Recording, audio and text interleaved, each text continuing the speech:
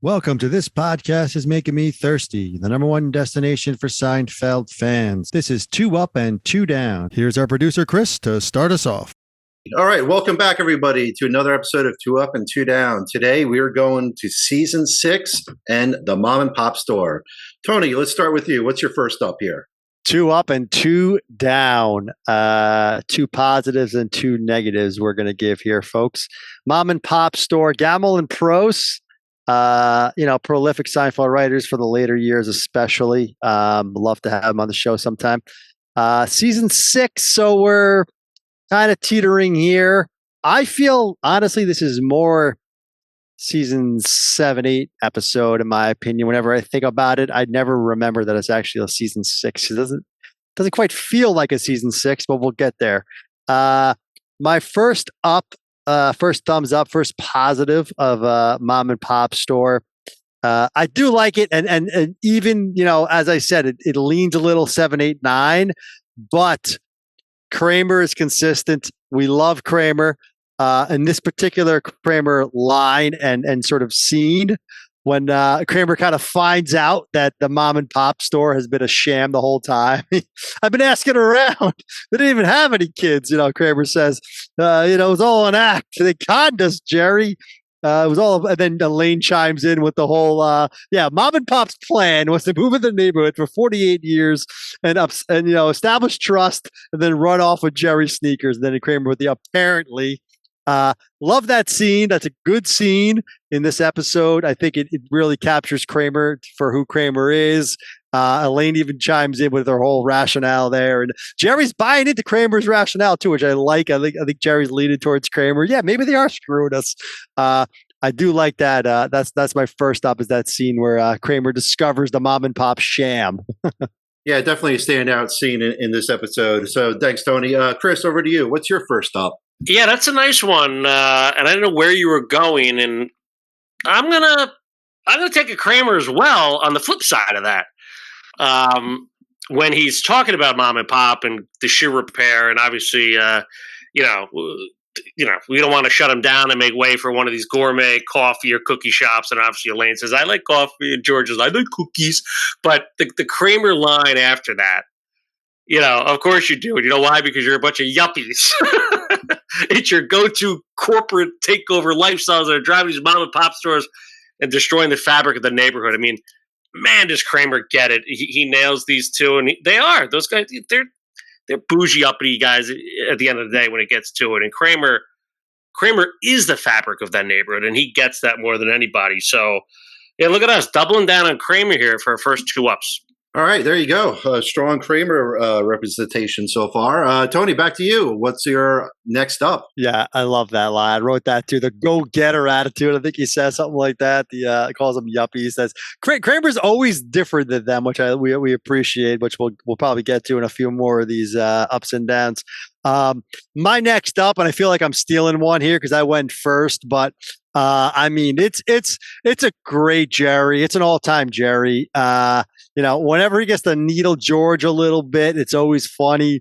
Once they find out it's not the Jon Voight actor, and Jerry, sometimes I spell Jerry with a G and an I. Great Jerry line. Barbara Mandrell on a skateboard. Just really just sticks it to George. George kicks him out of the car because of it. Later apologizes, which I don't love, but we'll get to that. I love the Jerry just needling George there once he realizes, Jon Voight spelling with an H. And then he throws out his, laughs. Jerry just gives that big old hearty laugh. And sometimes I spell Jerry with a G and an I. That's my second up. All right, thanks, Tony. Chris, over to you. What's your second up to round off the two ups? Yeah, I love they kick that off. They're in the LeBaron, the top's down, and Jerry's like, "Put the top down. It's November," But I get that, man. I never had a convertible. If I did, I'd be flaunting it around too. I was gonna. You know what? We've been doubling down too much. So let me skip that one. I was gonna go with the Jon Voight waving the keys, but. Do a little. It was just a little quick scene, but the whole Mr. Pitt with Elaine, can you guess it? And him doing that next step Next stop, Potterville dance. I don't know. Tony's waving his head. Guess what? Mr. Pitt, brought back the kid in all of us. And I think that joy he brought when Elaine got the right answer. Hey, say what you will. It was a fun little scene. And then obviously we know, the whole thing with Woody Woodpecker and everything. But him doing his little dance, always get a little smile from that. So Mr. Pitt, thumbs up. All right, great mention there. I love that scene too. So I'm glad that you brought up Mr. Pitt and that whole scene with Elaine. And she's there with the pretzels, taking the salt off of them for Mr. Pitt. So, all right, great one in my opinion. So Tony, we're going to go back to you, but this time we got downs. What did you find here in the mom and pop store? Well, it's pretty for pro because Chris's up is my down. I mean, I did not like that at all. I'm not a big Mr. Pitt fan. I think we all know that. I actually wrote down as my down, Mr. Pitt, next stop, Pottersville. When he does that dance, we're at odds on this one. I'm not a fan of that at all. I mean, here's the thing, too. I mean, to be fair, we're looking for ups and downs, right? So I wrote that as a down. Maybe I don't hate it as much as maybe I'm portraying here, as Chris mentioned, as up. But for me, it was a down. I'm looking for downs. That's a down for me. Next stop, Potterville. He says it real fast, very odd. Didn't really like it. I'm not a Mr. Pitt fan. I think that's what we're coming to realize here. But that's my first down. Now, O'Hara's up is my first down. Next stop, Pottersville.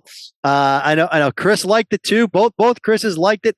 I'm on the outside here looking in, but I'm going with a down on Mr. Pitt's that whole scene. Actually, that exact scene he's talking about. I wrote that as a down.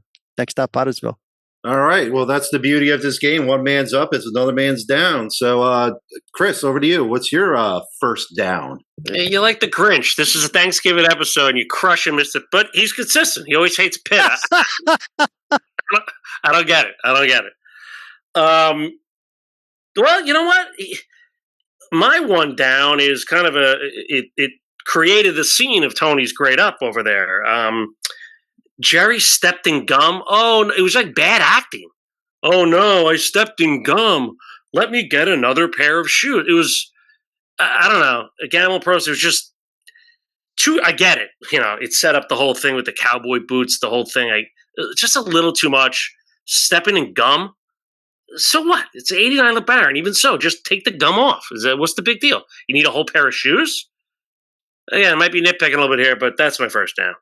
No, good point there. So, a little overacting with Jerry and the gum. So, Tony, we're going back to you. What's your second down?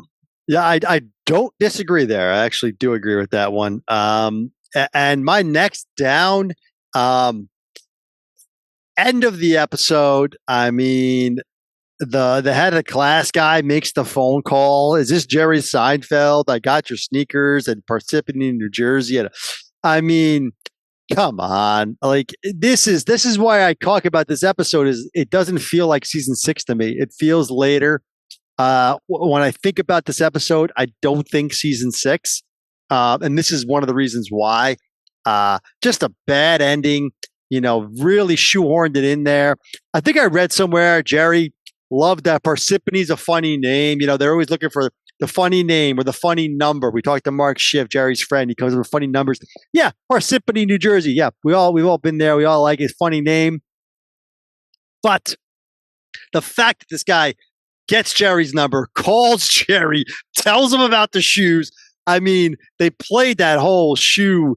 I gave it an up earlier. It could have just ended there. And that's the end. We hear about mom and pop. But to bring it all back, that's just one of those things where they forced a bring back.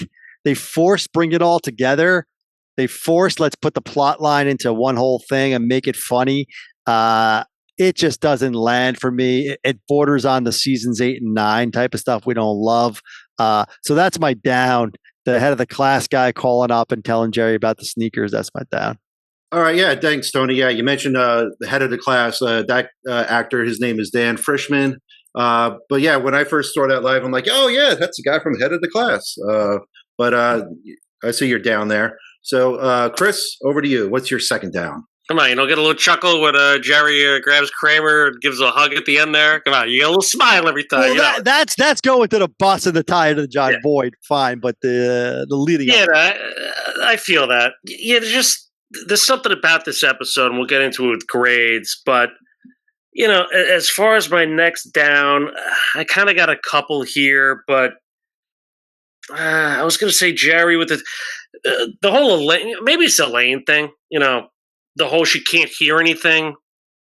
I know you're going to tell me funny's funny, but no. It's like, all right, she went to the thing at the diner. They're playing the thing for how long? And she can't hear Watley? Like, and Jerry, will you marry me? Like those kind of cheesy lines. And then, the Watley thing's a little funny. He puts out the popcorn and, she says no. But then why go to the party? Like, if you can't hear anything, stay home. Okay? And then Jerry going to the party, let me add a little downer here. Because of his tooth? Like, no offense, like, a dentist going to look at the tooth. What's he going to say? He just, because he fell and he chipped his tooth? I don't know. So somebody, he just, to Tony's point, it felt a little forced. So those are my two slight downs. They're not major downs, but it's a down nonetheless. No, yeah, I hear you. So there you go, folks. Those are 2 ups and 2 downs for Mom and Pop Store. So Tony, again, we're going to go back to you to start off with the grade. What do you got for this episode?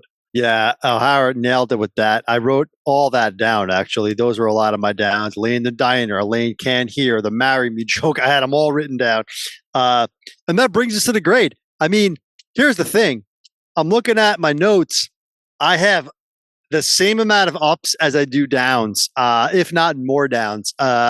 When I see that on the page and I see the grades I wrote down, it makes a lot of sense. This is not a great episode. It's not the worst episode either. It's just got a couple of good ups, a lot of downs. I mean, it's all just very average, right? Not showing off, not lagging behind. And that's what my grade is. I mean, I'm teetering on where I go with that. I mean, we're in a range.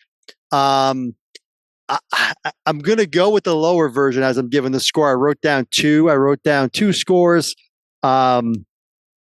Not one of my favorite episodes. It's not the worst episode. It's like carried away. Like I said, you have some ups. You have a couple of good lines here. The Woody Woodpecker stuff I laugh at. I love, just to throw this in there, just to be positive, I love George gets so excited when Watley mentions the LeBaron. Yeah, that's it. And then he's like, no, the periodontists. Good little George there. George and Kramer, but just not enough here. I'm going to give the Mom and Pop Store a C-. I was bordering a C. I'm thinking CC minus, but I'm going C- on the Mom and Pop Store. Wow. What? Where are you going with this? I got to hear yours. I mean, you just gave you're raving about the Mom and Pop Store now? Okay, let's hear okay. But anyway, I'm thinking C is a fair grade. I'm going a little below it as we're talking it through and as I'm thinking about it. I just don't think this has enough to carry it much higher. C- Mom and Pop Store. Well, there you go. A C- from the guy that doesn't like Mr. Pitt. So what do you expect? All right, Chris, what do you got for your grade and comments? Yeah, all interesting points. Mom and Pop Store, Gamble Pros, 32 million people watch this. Season 6, okay? Still season 6. It's our only Thanksgiving episode, the whole thing. Yeah, a lot of great George points, like him waving the keys, him and Kramer. Again, if you don't like Mr. Pitt, then you're gonna hurt this episode. It's also Watley's first episode. Okay, if we forget about it, we didn't mention him, right? Mr. Morgan's in this episode, right? Little Yankee stuff. Liam Neeson gets mentioned, the whole thing. And I do love the premise of the episode, right? Gamble, he actually got a car like this and actually used his car. I know all the pink hats are going to say we didn't mention that. I mentioned it, okay? Even Mom and Pop, the old lady from Save the Clock Tower, Back to the Future, throw her a bone. All that said, Tony's points are correct. I don't think his grade is, but he is leaning me. I did have 2 grades, but it's not a great episode. You're right, and I'm struggling here with my grade. But I got to be fair. I think there's a decent amount of good in here. Obviously, the banter, Jerry and George. At the end of the day, when those two are together and hitting on all cylinders. I think things are good. So they had moments of that, which was enjoyable, and the needling that you talked about. Mom and Pop's a C plus. I'm gonna give it a plus, but it's a high C, a very high C. Interesting. Well, the thing you did mention that I liked is the beginning. I love when he walks in with the keys. That was a big up. I agree. That's fair. I can't argue a plus on the top of that, but you did mention a lot of guest stars, which usually doesn't carry weight with you, by the way. Now you're, kinder, gentler Chris O'Hara here with the C plus. Now you're right. It's a good point, but they weren't the focus. They were just kind of like sprinkling salt. That's kind of what Ackerman did in this episode with those guest stars. Be fair. All right, guys. Well, thank you. Chris, who likes Mr. Pitt, gave it a C plus. Tony, who doesn't like Mr. Pitt, gave it a C minus. So there you go, folks. Thanks for tuning in with us again, and we'll see you on the next one.